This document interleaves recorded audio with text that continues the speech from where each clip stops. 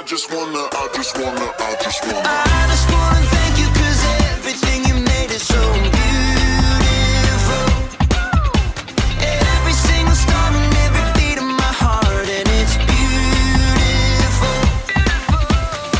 You made my feet, you made my hands, you made me sing and you made me dance, 'cause your love is all around me, and your love is so astounding.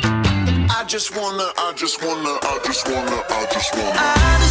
thank you 'cause everything you made is so beautiful. Every single star and every beat of my heart, and it's beautiful. Here we go, break it down now. Everything you created with your imagination is wonderful and good. Wonderful and good. You're my inspiration beyond all explanation. You're wonderful and good. You're wonderful and good. Everything you created with your imagination is wonderful and good. Wonderful and good. You're my inspiration beyond all explanation. You're wonderful and good.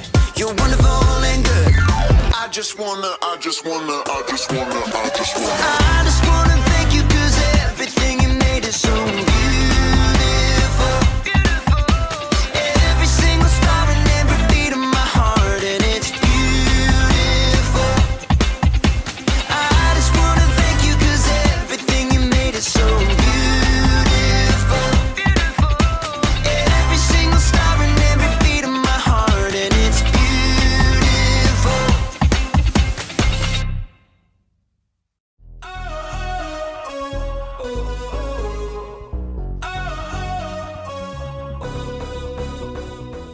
Hey people, I'm Graham, and we're talking about individuality. Individuality is discovering who you're meant to be so you can make a difference. I know, I haven't had lunch yet and I'm already eating candy. I can make decisions like this. You can too, when you're older. Don't you just hate it when someone tells you to wait until you're older? I mean, it's not like you're a baby. You're not age 0. Of course not. And you know what? You use your head. You're no dud. Why should you have to wait until later for what you want now? There's got to be a better way. Well, in today's story, we'll learn about a young man named Timothy and his mentor, Paul. Why shouldn't Timothy be able to make a difference even though he's young? Well, it turns out there's just no reason. I don't think that's spelled the same. See you when you get back.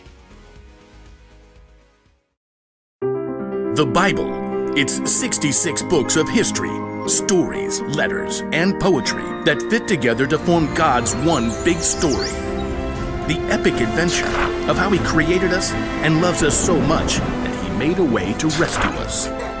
As we travel through the Bible, from Genesis to Revelation, we discover people who met God and found their lives changed forever. Now, for an amazing story, inspired by the book of 1 Timothy, chapter 4, verse 12.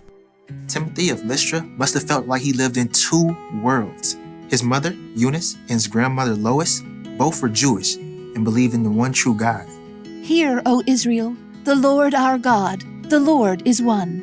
Hear, O Israel, the Lord our God, the Lord is one. But Timothy's father was Greek and likely not a believer. Just work hard and be a good man, son. That's what really matters. Okay, Dad. One day, two men arrived in Lystra. Timothy may have heard them speaking in the center of town. Jesus is the Christ, the Son of the living God. You can turn to Him now.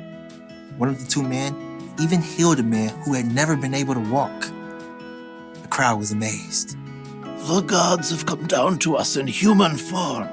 Uproar engulfed the city. People even tried to offer sacrifices to the two men, Paul and Barnabas, as if they were gods.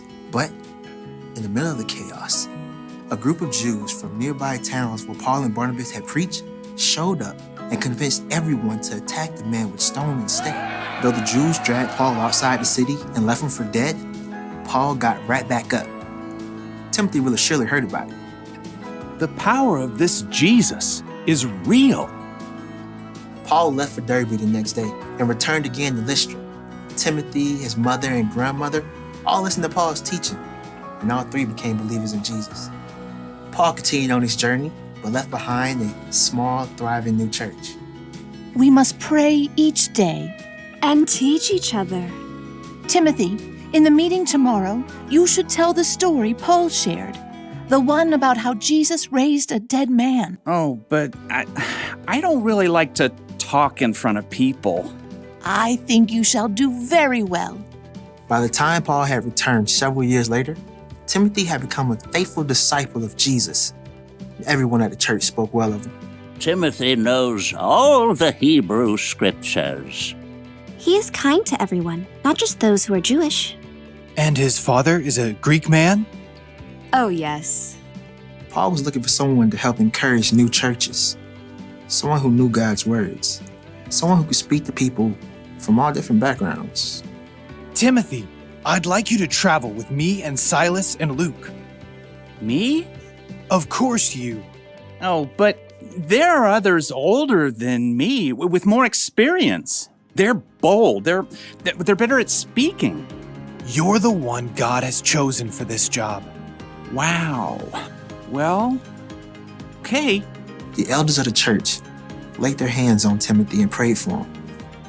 God's Spirit provided Timothy with everything he would need for the work ahead. Amen. We leave tomorrow. Over the next years, Timothy traveled with Paul all around the land to help encourage believers and start new churches. While they spent time in Ephesus, Paul gave Timothy a special mission. I want you to go to the church in Corinth. On my own? You're like a son to me. I trust you completely. The church there needs to see an example of what it means to follow Christ. And, well, you're it. Timothy went to Corinth. Over the years, Timothy became Paul's right-hand man. Paul even put him in charge of the church in Ephesus. The leaders in Ephesus are so much older than I am. Will they even listen to me? Your age doesn't matter. As Timothy settled in Ephesus, Paul wrote him letters to encourage him. Don't let anyone look down on you because you're young. Set an example for the believers in what you say and how you live. Also, set an example in how you love and in what you believe. Show the believers how to be pure. Though Timothy met Paul when he was a very young man, he was able to play an important part in helping Paul build up the early church and sharing their incredible news of Jesus.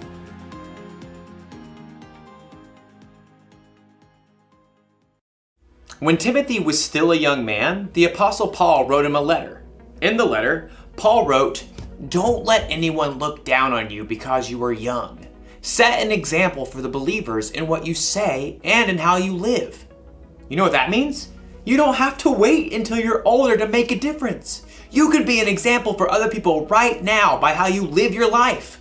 When a friend is feeling down, you can help them find joy. You can make peace when you see two people fighting, and you can tell them to stop. By spreading God's love to the people around you, you can actually point others to Jesus. He's a real lifesaver. So here's the one thing to remember today. You can make a difference right now. Whether you're a junior or as old as 100, you can choose to be an example and make a difference, no matter what. Now, to eat all this candy. Not really. I'm no dud either. I'll see you next time.